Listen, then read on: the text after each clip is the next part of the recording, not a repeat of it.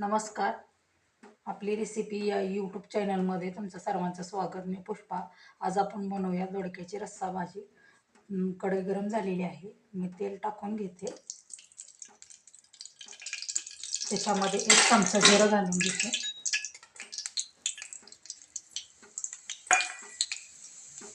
जिरं चांगलं तडतडले की त्याच्यामध्ये मी लसूण टाकून घेते.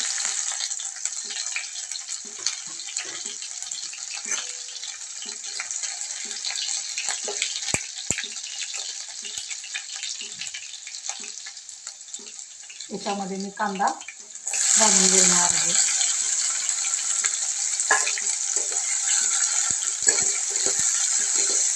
कांदा मऊ होईपर्यंत भाजून घ्यायचा.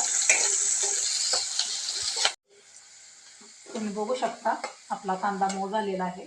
मी त्याच्यामध्ये 1-2 चमचे बारीक केलेलं खोबरं घालून घेते. तसेच याच्यामध्ये आपण मसाले ॲड करू.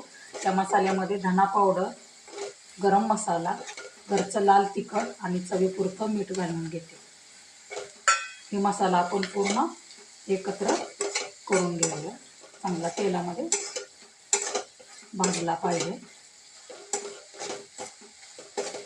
आणि त्याच्यामध्ये आपण दोडक्याच्या 4 फोडी करून घेतलेल्या आहे. ते आपण दोडका त्याच्यात घालून घेऊया.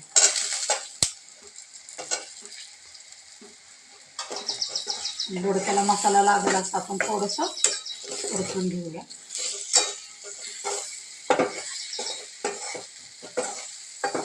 परतून झाल्यानंतर दोडका शिजण्यासाठी आपल्याला किती पाणी त्यामध्ये ॲड करायचं आहे ते आपण घालू शकता.